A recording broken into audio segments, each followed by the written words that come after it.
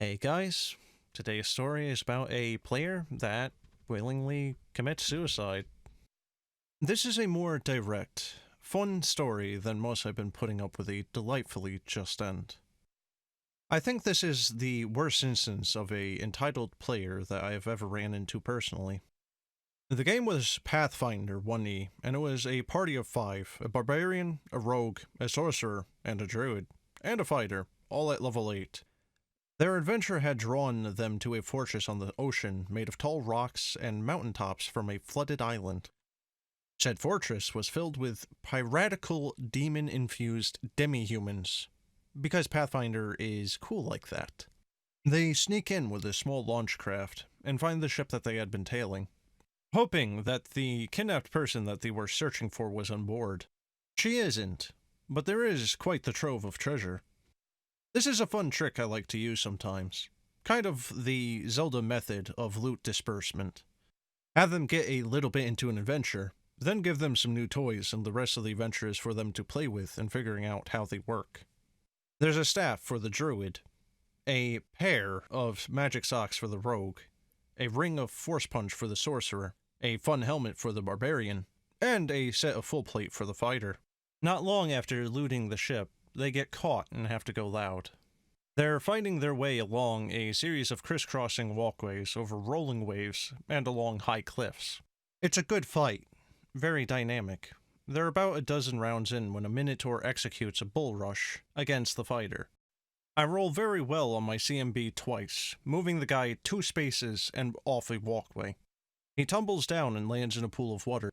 I have him make an immediate swim check to keep above water, and he rolls very badly. He gets tossed around a bit and hits ocean floor about 60 feet down.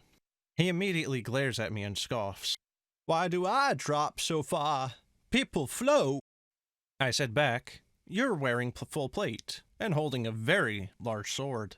He gives me a salty look and then opens the core to see how the swimming rules work. In Pathfinder, a person can swim half their speed with a successful swim check.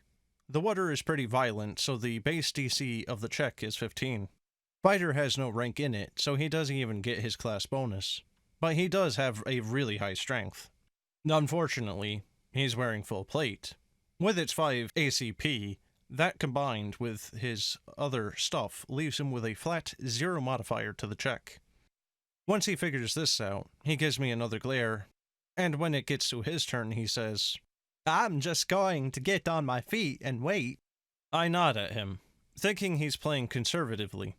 In Pathfinder, a character can hold their breath for a number of rounds, equal to double their constitution score. If they execute a standard or full action, that costs them a round of air.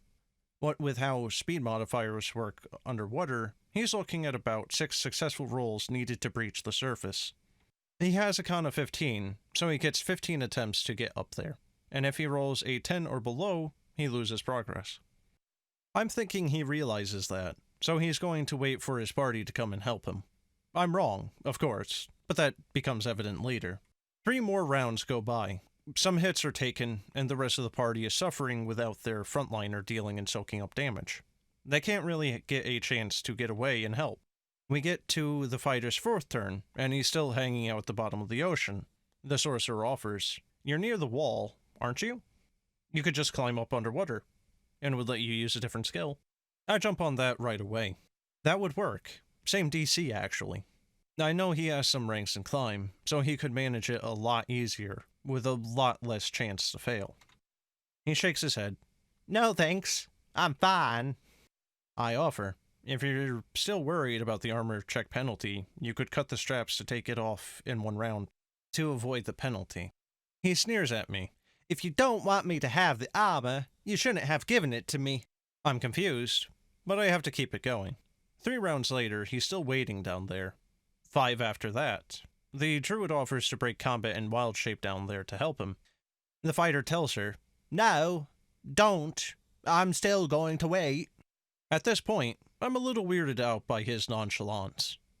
He's closing in on halfway to drowned, so I just flat out ask him, "What are you waiting for? The situation isn't going to change much. If it's a metagame thing, I'm giving you permission to act on info your character doesn't have. You can ask the others for help." He shakes his head. Now, I'm waiting for you to fix this, he says and points at me. What with the what now?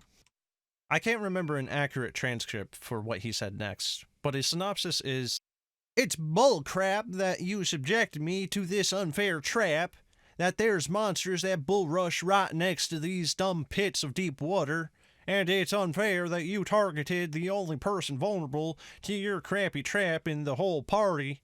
So I'm waiting for you to have something to come save me and make up for your bad GMing." I don't know how long I stared at him. In some ways, I still am. At that moment, all of my sympathy for him evaporated. The rest of the group stopped offering him any aid, and kept on with the adventure. They managed to finish the fight and move on to the next area. But I'm still keeping track of rounds in the event the fighter decides to pull his head out of his butt.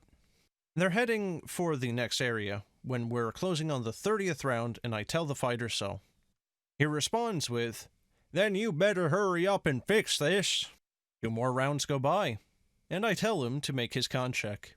At first he rolls a fortitude save, and I tell him it's a straight con check. He calls me something unkind. We look it up, and I'm right. He passes the first check, fails the second, and then dies in the next round.